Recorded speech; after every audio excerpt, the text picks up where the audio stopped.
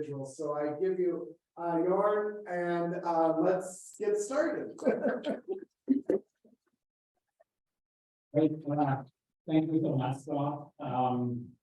I hope you're all well caffeinated because I will take some excursions into theory lands, and I think that my talk serendipitously will tie in very well with what you talk about, Eunice. So I'll try to explore and critique the role of space, place, and landscape on the one hand side, and related to that, the role of language in developing and maintaining agency, emphasizing in particular the agency of people who generally don't speak a lot, the marginalized, deprived, discriminated, displaced, etc. So again, full disclosure, I'm by training a landscape architect, and planner. I also spent a little bit of time in medical school. But my work and research have strayed quite a bit outside of most of the mainstreams in those fields. What I'll talk about is, as Scott hinted to, mostly rooted in my work on disaster response and recovery, or crisis response, and in response to what you're talking about, crises kill people, right? So just to be very clear, crises kill people. So in short, I'll try to propose a superficially simple framework to pursue the theme of this conference. Fundamentally, there is no human existence without location where this existence takes place. Human beings have to occupy physical space to actually exist. The ability to be in and act in place is very much the central dimension of agency. The notion of agency, of humans' ability to exercise their will to make decisions and act accordingly, and to have experienced and formed insights that hopefully inform such decisions, has of course been debated. However, the role of space, place, and landscape in this has been often and outside a few fields and disciplines dismissed or largely ignored. I will be relying fairly heavily on writers and thinkers who are critical of Western traditional, territorial, capital, and colonial formations of landscape, and the attendant dichotomic categorical distinctions trying to relate and bring together perspectives from Latina, Indigenous, Atlantic, African, and Afro-Caribbean studies, as well as queer theory. My talk attempts to develop a theory of what I call landscape citizenships and the expression of the right to place based on the assumption that it is impossible to separate landscape from the people who inhabit it. They'll weave together. Ignore the alarm. Okay, I'll try to talk over the alarm. Can you still hear me without getting ahead? Thank you, alarm. So, it weaves together a range of critical perspectives that have been largely absent from most discourses. I'll look at physical space, place, and landscape, and in particular, the expressions of borders, boundaries, on edges, as central locations of landscape citizenship. I'll look at marginality and liminality as critical processes in establishing landscape citizenships and consider the uncanny as a dimension of encountering the other, the strange, and strangers. Far from looking at border boundaries and edges as static constructs, I propose overlapping, fuzzy, and nested boundaries that insist upon an openness to the other. The aim is to establish a foundation to discuss and enact the rights to play and landscape citizenship as a foundational concept to frame and enact what some authors call landscape democracy. Landscape democracy is rooted in, quote, a mutual understanding that landscape is an essential component to ensure everyone's well-being and indisputable universal human rights. Promoting and materializing landscape democracy then is a critical step for spatial justice and enacting the right to place. All the more pressing in times that Zygmunt Bauman calls liquid times, times of environmental, political, and general uncertainties. The identities of place and people are mutually constitutive, entangled, and have developed over time. Life worlds and life ways intersect and entangle in place and time. Home and homeland, property, territory, garden and wilderness, culture and nature are potent cultural constructs and material realities that are immensely consequential. Livelihoods depend on them, and wars have been fought over them. There's a need to expand and reframe the prevalent Western discourses in space and identity, on place and belonging, on landscape and citizenship, as most of these are rooted in colonial perspectives and based in understanding landscape as physical and bound terrain upon which the nation state is constructed by colonial action, or as a country being constituted with its people and established through actions over time. These discourses are intertwined and rely on physical and social conditions as relatively stable and depend on the drawing of boundaries and central and constitutive actions. Here, us, them, cis-trans, and maybe most importantly, self-other are some of the criteria and conditions that are used to delineate and distinguish. Implicit in these is the question of who we are in the context of the places and landscapes we inhabit and call ours. Landscape citizenships then are shaped by two entangled dimensions: the landscape belonging to its people and its people belonging to the landscape. All kinds of claims and rights, but also responsibilities are derived from these fundamental constructions of belonging to and being in space. Cause grows some tension that landscape constitutes a discourse in which identifiable social groups historically have framed themselves and their relation with both the land and with other human groups, and that this discourse is closely related aesthetically and technically to ways of seeing, suggests the reciprocal formation of human identity and landscapes as central element in establishing the sense and fact of belonging.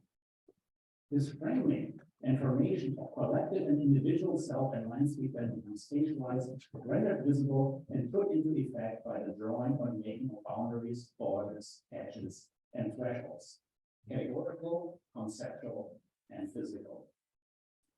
While geophysical, ecological, and bidimensional boundaries precede human existence in the landscape, in fact, many definitions and delineation of landscape are based on these, for example, watersheds, mountain ranges, etc. They are traits, giving meaning and assigned value and consequence by humans. This tracing is made all the more problematic by the nature of set boundaries. They are de facto zones of transitions, ecozones, characterized by gradual changes over both space and time. Other borders are preconceived by the human mind and projected onto a location, often immaterial, but nonetheless consequential, and sometimes made manifest by physically changing a place, by something as subtle as time or as decisive as a wall. International borders and property lines being some of the most significant examples. Set boundaries are mostly considered static and persistent, and are instruments to separate something and somewhere from something in someplace else. In the context of a rapidly changing world, these notions need to be challenged. The philosopher Edward Casey, in his investigation of La Frontera, the border between the United States and Mexico, interprets boundaries not just as instruments and conditions of separation, but as something that connects, articulates, frames, and enables complex relationships over time and space. He sees the world as being made up of many different types of edges, of limit-trophic phenomena that can be interacted with and inhabited in various ways. The histories of colonialism and imperialism reveal another, much darker dimension of the relationship between bounded territories and the people who inhabit them. The drawing and enforcing of boundaries onto a place of people by acts of overt or covert violence. The term belonging here then takes on a very different connotation, one of forcible subjugation by a colonizer and equally forced acculturation into the colonizer's cultural system. This almost by default creates multiple contested identities and multiple contested belongings, as the territory might be most represented indigenous or colonial system, of our signification. Chicano-Latino hybridity have been widely discussed and serve as a good example of the simultaneity of multiple identities in lifeways which may be held within one body. The writings of Gloria Anzaldúa describe such contested identities and show the difficulties and ambiguities in attempting to describe Chicano identities along the US-Mexico border. Los Chicanos straddle the borderlands. On one side of us, we're constantly exposed to the Spanish of the Mexicans. On the other side, we hear the Anglos incessant clamoring so that we forget our language. This voluntary yet forced alienation makes for psychological conflicts, a kind of dual identity. We don't identify with the Anglo-American cultural values, and we don't totally identify with the Mexican cultural values. We are a synergy of two cultures with various degrees, Mexicanness or Anglo-ness. I've so internalized the borderland conflict that sometimes I feel like one cancels out the other, and we're zero, nothing, no one. Anzaldúa clearly articulates hybridity in the existence of multiple simultaneous landscape citizenships in the same location. The landscape citizenships are not merely realms of identity and pre-established modes of belonging, but realms of praxis, of the practices of everyday life evolving within place life forms. The making of borders and boundaries by and large has failed to create clear, unambiguous, stable, and uncontested cultural collective and individual identities based on the physical, political, territorial ordering of place. The landscape one dwells. The clear and stable distinction between us, them, here, there, cis, trans, and self-other, so often encoded in statements on citizenship, appears to be as much desired by some as remaining ultimately elusive. Baba offers another critical perspective on the colonial and post-colonial articulations of difference that underpins the formation of cultural identity in place from the perspective of minorities. It is in the emergence of the interspecies, the overlap and displacement of domains of difference, that the intersubjective and collective experience of nationness, community interest, or cultural values are negotiated. How are the subjects formed in between or in excess of the sum of the parts of difference, usually intoned as race, class, gender, etc.? How do strategies of representation or empowerment come to be formulated in the competing claims of communities where, despite their histories of deprivation and discrimination, these meaningful values, needs, and priorities may not always be collaborative and dialogical, but may be, in fact, profoundly antagonistic, conflictual, and even incommensurable. What causes the third space between the stereotypical differences of colonial discourse and foregrounds hybridity as a positive condition that causes new forms of life and culture to come into existence?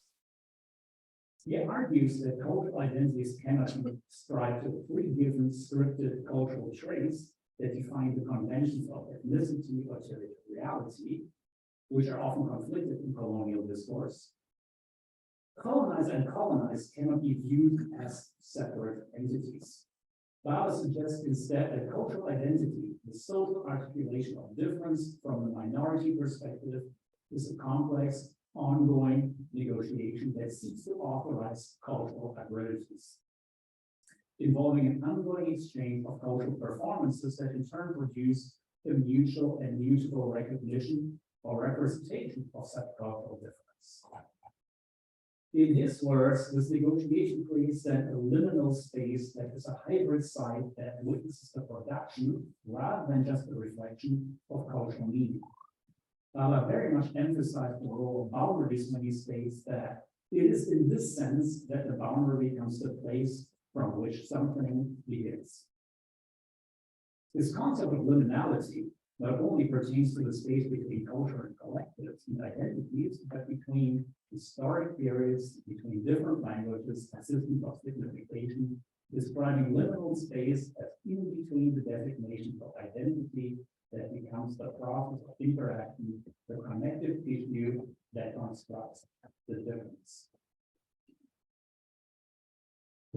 Towards concept of the sandwich, Doreen Matthews, grow togetherness, and Chantal Moose and Ernesto Laclaus, animalistic pluralism, all attempt to subvert the ordering of difference. And I'm explicitly concerned with the making and unmaking of boundaries at other edges, emphasizing the processual over the final and determinate.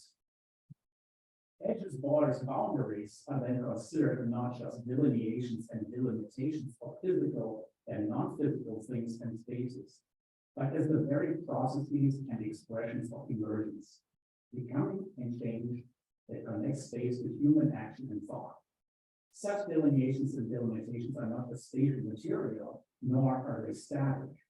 Edges are fluid, vibrant, and Jane Bennet's words, and the way and locus in which humans make sense of the world and of themselves in that world. Edges, borders, and boundaries, whether immaterial or physically manifest in place, are some of the most important instruments of the spatial production and reproduction of power and hegemonic order.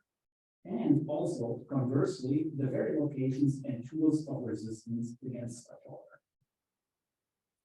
Edges are sites of negotiation, of construction, counter-construction, highly contested, seemingly separating, but in fact connected.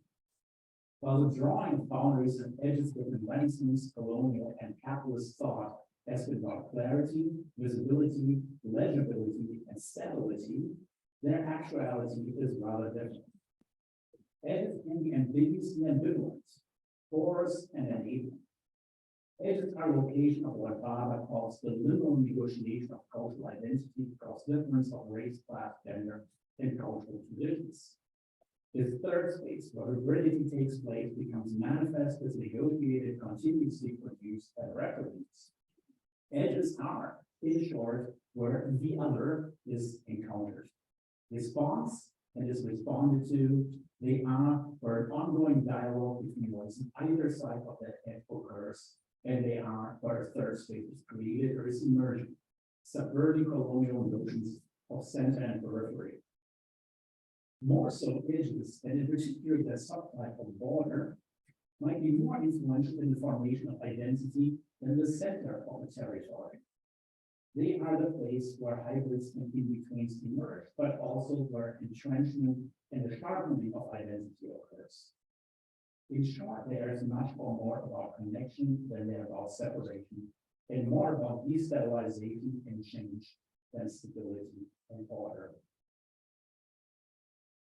Baba calls communism and instability as positive aspects of hybridity, as the processes and conditions that generate new forms of life, in particular when seen from the perspective of the minority or the marginal. The view of and from the majority, the center or hegemonic, yield a different perspective. Borders, boundaries, edges, and thresholds, as much as they're needed to provide order, are neither stable and predictable, nor, despite appearances, clearly delineated conditions. They are complex borderlands full of slippages and gaps. The qualities of many of such edges and thresholds, borders, and boundaries present in landscape are locations of what Anthony Bittler and others explore as the uncanny or the unholy, as places where the other, the strange, and the stranger, seen as unknown, dangerous, and threatening, make their presence known. The very edge that is seen as a source of safety, order, and control, as in the edge of clearing, the wall of a home, or the fortification walls of the city, becomes an opening, establishing connection to the very thing it aims to keep away. What is inside forms the center, what is outside the margin, the periphery, is terra incognita, ipsum dragonis. Here the dragons is not just a face on medieval maps that delineate the unknown. The unknown may appear within and across the boundaries and edges created by humans and infiltrate the familiar and homely. Baba reappropriated uncanny to speak of the return of the migrants, the minorities, and the diasporic, proposing the space in which emergent identifications and new social movements of the people are played out. What he calls the perplexity of living might be in these terms interpreted the theory of edges and the uncanny that destabilizes traditional notions of contemporary, the spatial forms and the national, the capital, and help to comprehend how the boundary that secures the limits of the Western nation may imperceptibly turn into a contentious internal liminality that provides the place from which to speak both of and as the minority, the exilic, the marginal, and the emergent. The question then is, how does one belong in and to a landscape and place in a rapidly changing, liquid, interconnected, globalized world whose inherent uncertainty creates for many an atmosphere of ambient fear? Polish sociologist Zygmunt Bauman describes the dominant sentiment is the feeling of uncertainty about the future shape of the world, about the right way of living in it, and about the criteria by which to judge the rights and wrongs of one's way of living.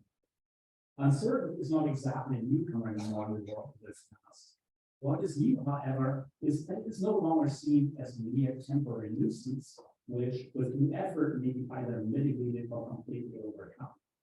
The postmodern world is bracing itself for life under a condition of uncertainty, which is permanent and irreducible. This concept of liquid modernity describes the failure of the modernist project of increased human emancipation and describes our current liquid society as characterized by instability and ambiguity and by the erosion or altogether disappearance of what appear to be stable or solid categories of identity and governance. This liquidity affects the very concept and practice of territoriality and belonging.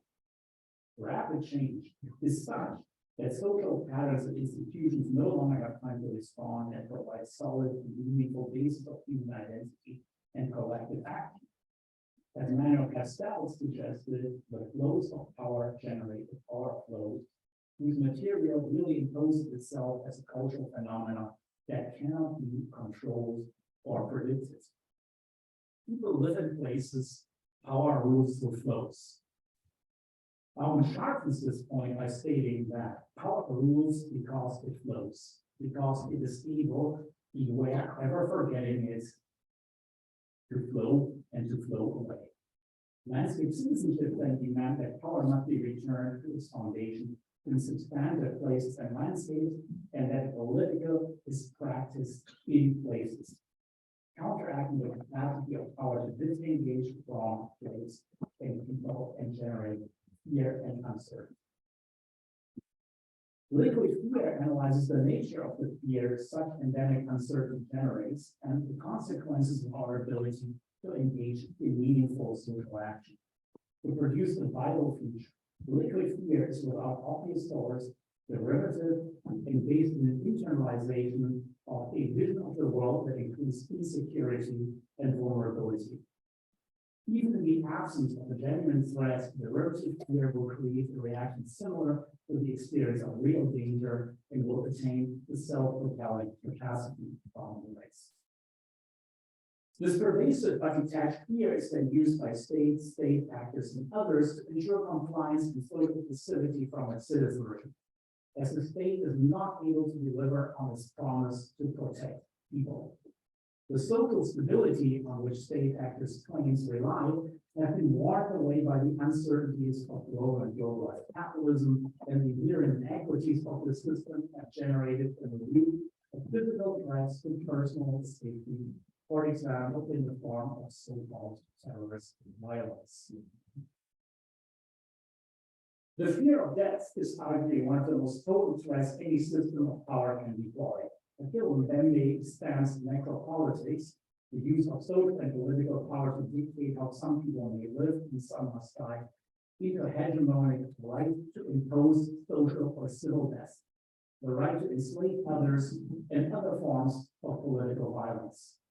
Necropolitics analyzes how contemporary forms of subjugation of life to the power of death And different forms of natural power over the body, for example, racialized state of exception, urgency, martyrdom, etc., reduce people to precarious conditions of life.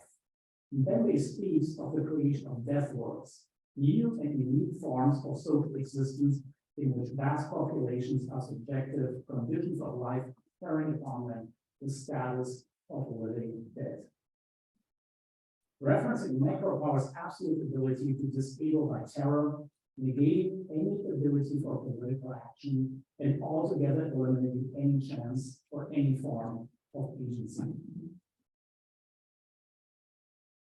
A prevalent contemporary response to liquid fear is the withdrawal into a particular kind of essentialism, a nationalist, latently xenophobic, ethnocentric, and isolationist identity politics that reinterprets and reifies the body politic by hardening and fortifying existing and creating new boundaries and borders.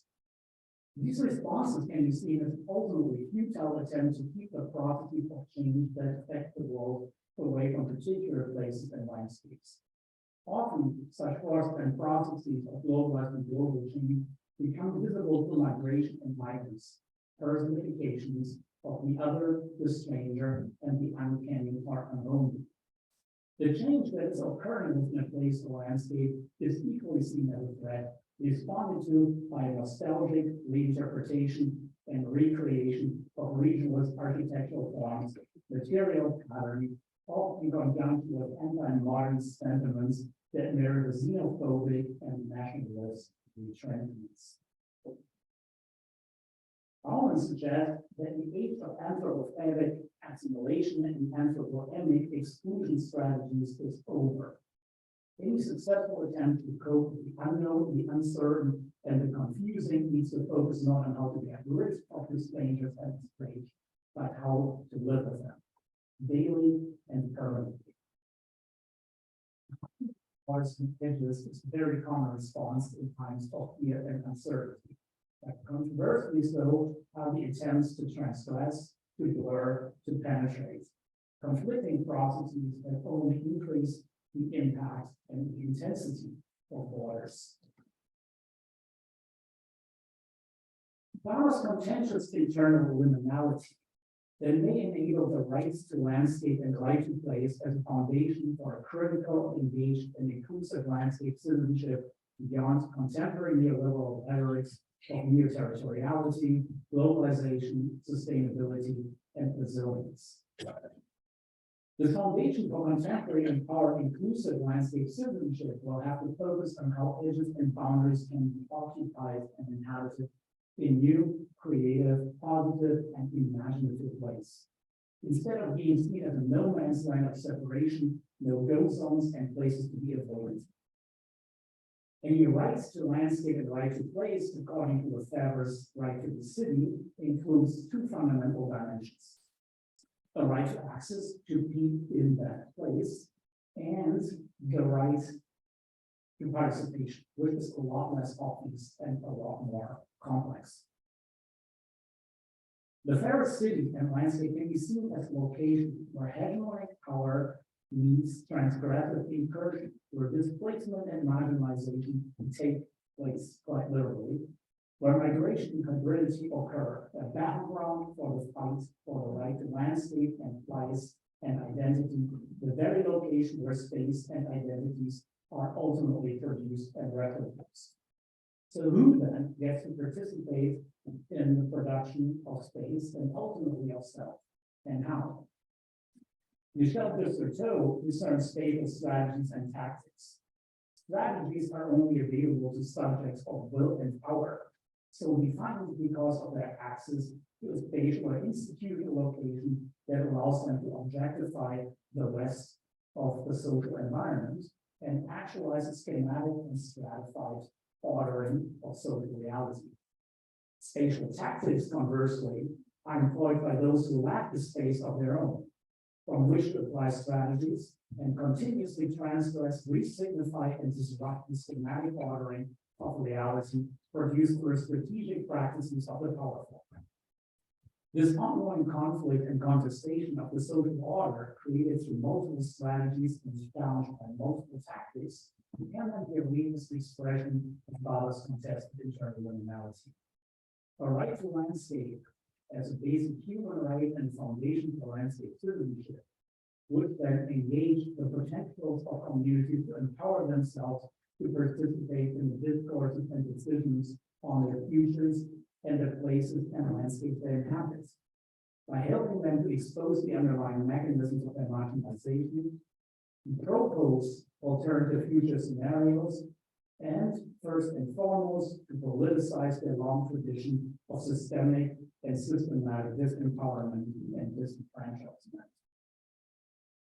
Marginalized and traumatized communities and people would have to become co-authors of the landscape they inhabit instead of being cast or self-identified as merely victims of external and hegemonic agendas. This directly counteracts on the operation of tremendous macro power, which seeks to completely disable the agency of communities, people by uprooting them from a place, deracination, and disempowering them so totally that landscape citizenships are utterly impossible.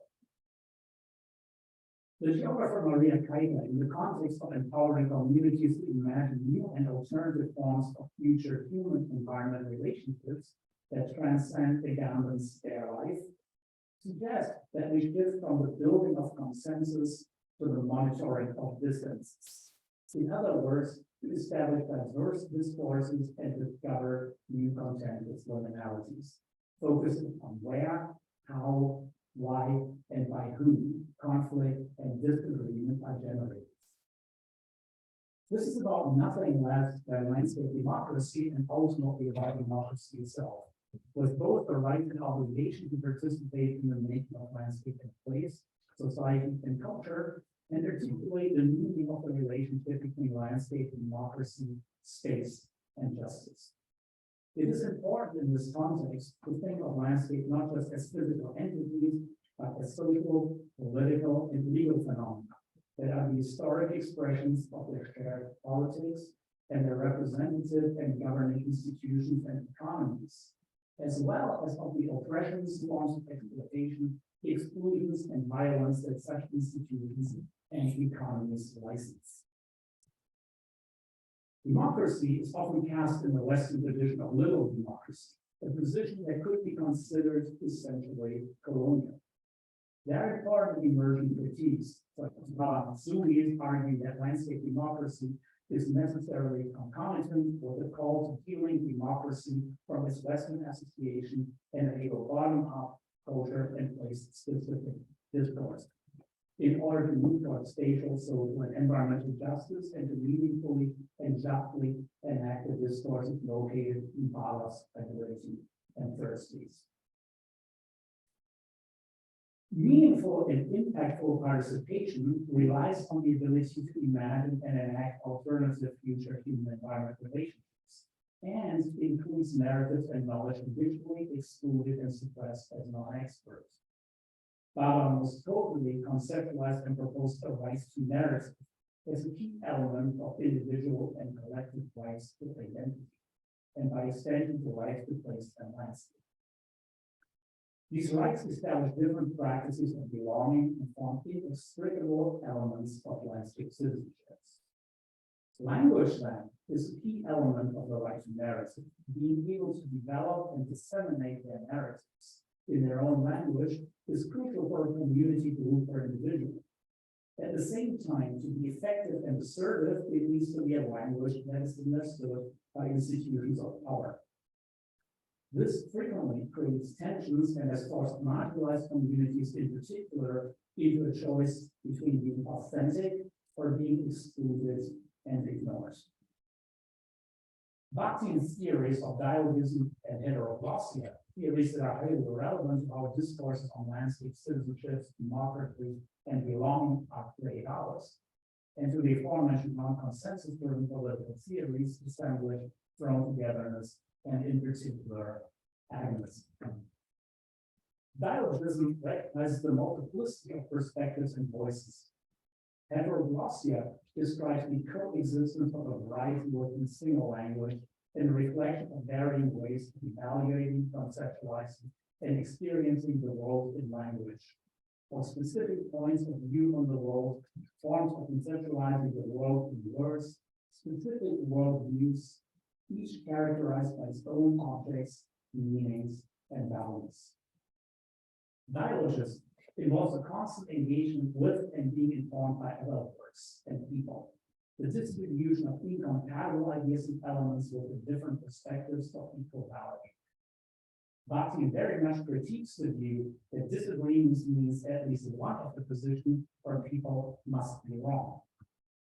As multiple equal points of view exist, singular meanings are replaced by a vast multitude of contested meanings requiring the coexistence of many incommensurable voices. The world is fundamentally irreducible to unity, but not entirely immune to universally shared human experiences and values, such as pleasure, the avoidance of pain, or cardinal virtues. For Bakhtin, dialogism characterizes the entire social world. Authentic human life is open-ended dialogue. The world thus merges into an open-ended, multi-voiced, dialogical whole.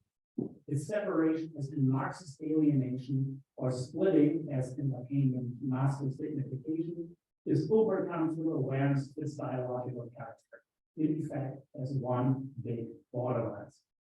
This is the world of many worlds, all equally capable of expressing themselves and conceptualizing the object.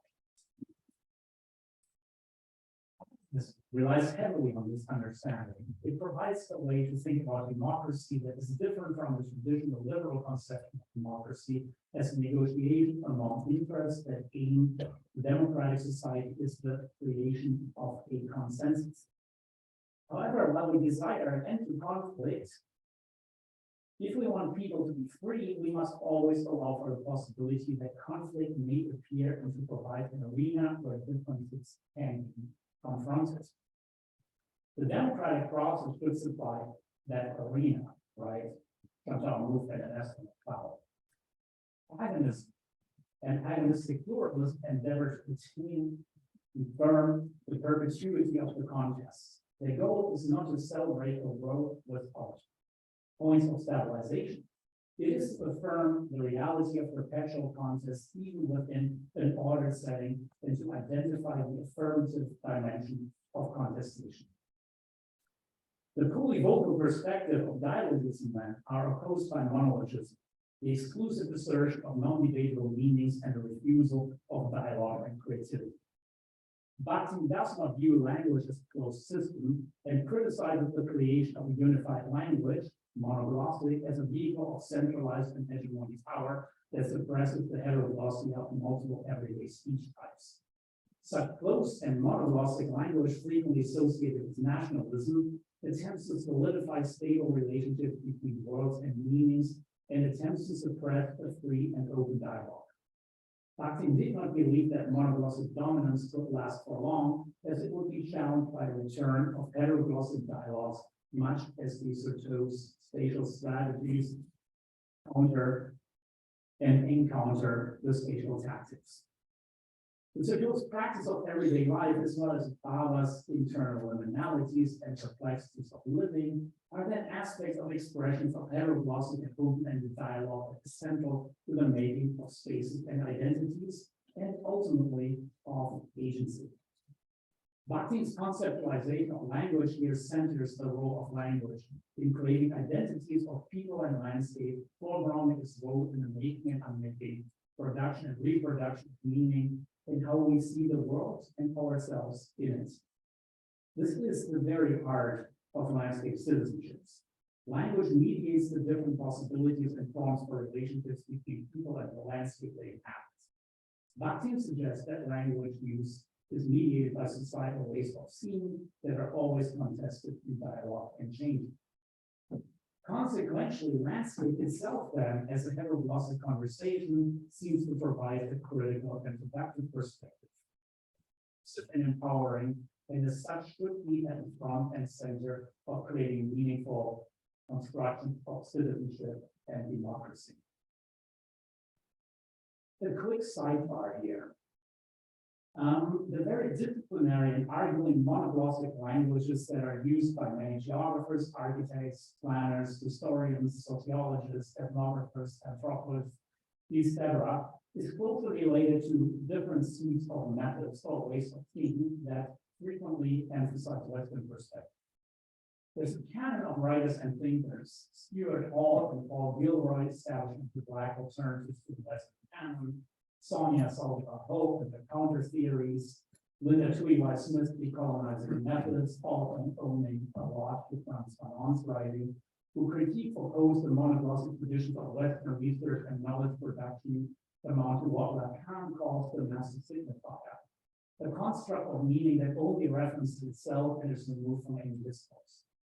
Ultimately, they disempower and objectify people by telling stories about them in a different language that is overtly or covertly imposed on them, which is a form of necropolitics.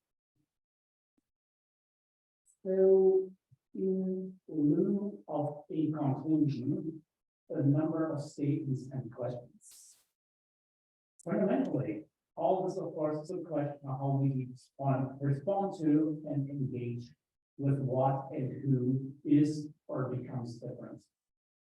Of course, how differences are perceived, constructed, engaged, refined, and conceptualized, and indeed ultimately negotiated or suppressed, or how they become an integral part of any lived experience, is the cultural process, and one that is in itself contested. Living in and with difference is hard.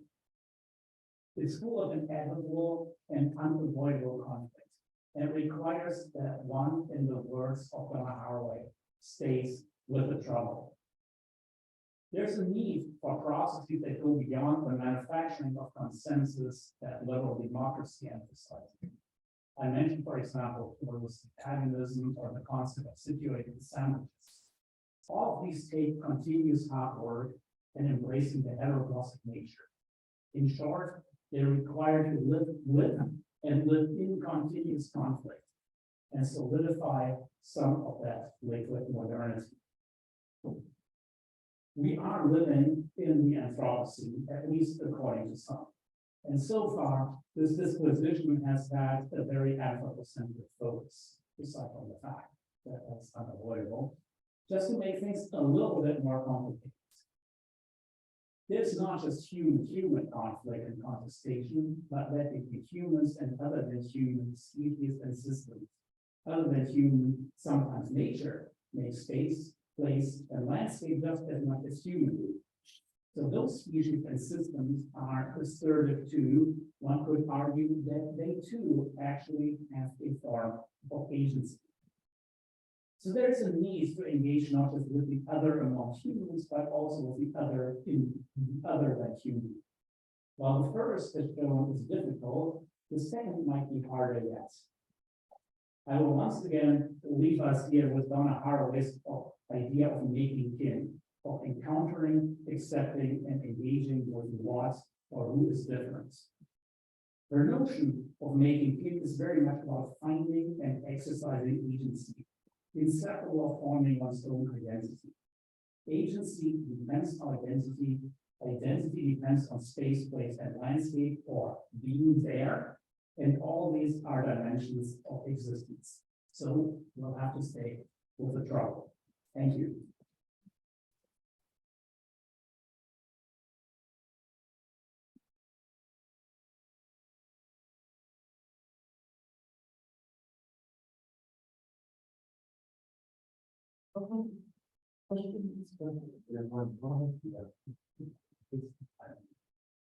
Thank you so much. Your talk was certainly a tour de force of postmodernism's greatest hits, and I'd like to thank you for defending at the end. I was like, I just wonder though, if your approach, you're not going by your own guitar, okay? In that this primacy of theory that you give is in fact a contradiction with the argument that argues for specificity of space, place, and landscape. And so I just question this theoretical approach, which in fact argues for praxis. And I mean, I would have loved to see some of these slides show the Robert E. Lee monument there. How about that story, using your theory in order to give us an example that is concrete, that is material? The problem with that is, and I very much agree, I have about 60 of those examples. I cut more or less 58 of those out. Roy Lee and the second clients in New Orleans and neutral ground actually say. Latour talks about situated assemblages, right? They're very, very specific to a particular time and place. While there are generalities in terms of process that I think occur in any conflicted situation, how those play out, or more specifically, how those are being played out because they're actors that are actually doing that, is very much a case by case thing. You know, you could certainly say, you know, I have taken more of a deductive approach in the way I presented this. I could have also taken an inductive approach and given you 20 or 30 examples and then distill this out. But what I'm trying to make is in fact the case, I'm going to put out a nutshell, that we got to figure out how to live with conflict. We got to figure out how to live with violence. We got to figure out how to live with uncertainty. We got to figure out how to live in a permanent state of crisis, because none of this is going to go away. It's actually going to get worse. It's one thing if people fight about ideas of ideologies, it becomes very different things if they start to fight about water. But your point is very well taken.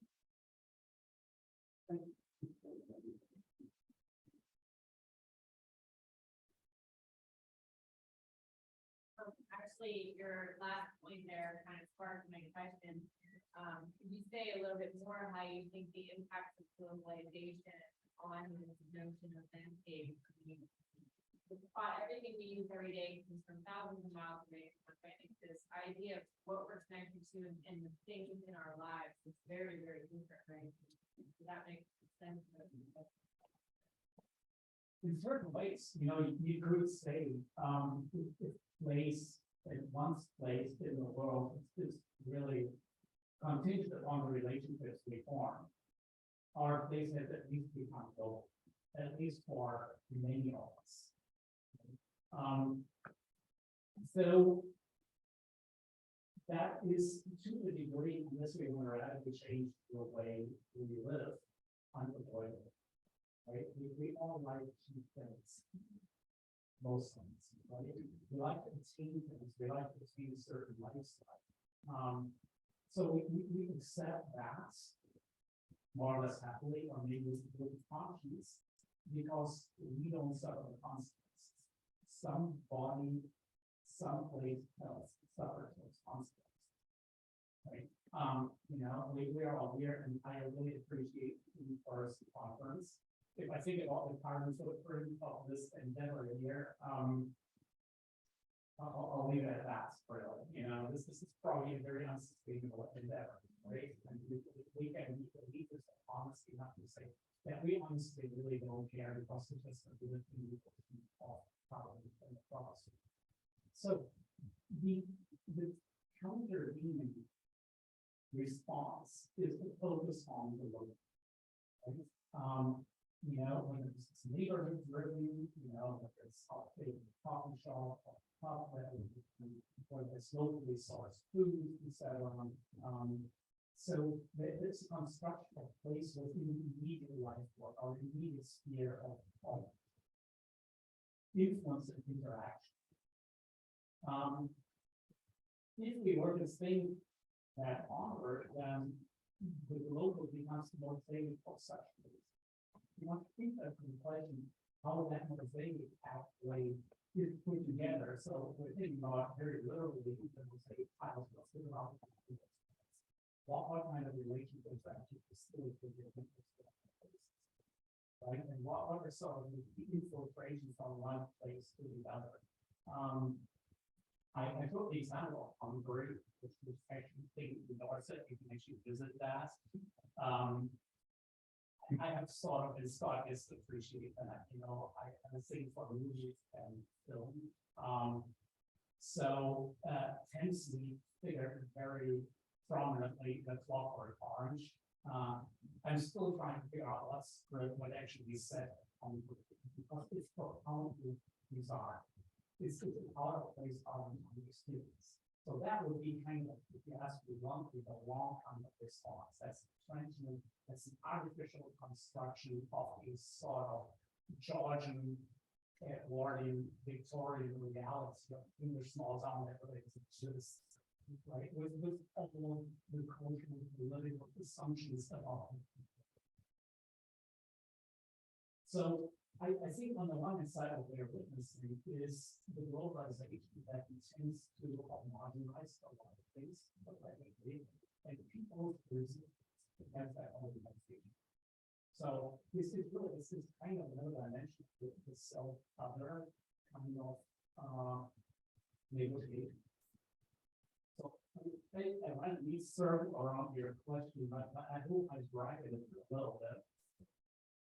Can I just follow up there? It's a default to say the local, right? But what happens when the local is a politics of exclusion?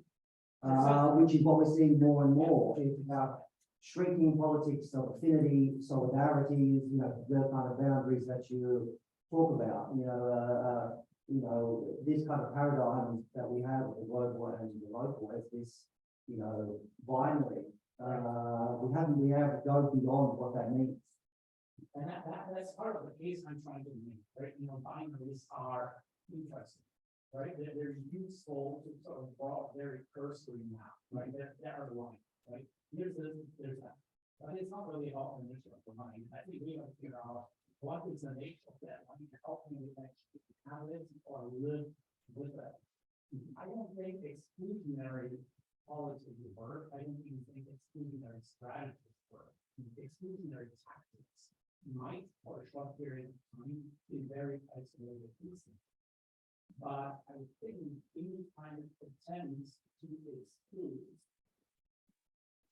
least those necessitates, I would almost say, the counter movement, right? The translation, the infiltration, the penetration. There's a whole lot of that. And I think those are facts that are already used. I think theory on some level and very high level has fetishized that. You know, the whole, you know, somebody mentioned Castell's earlier, so the fetishization of flows, process, things like that.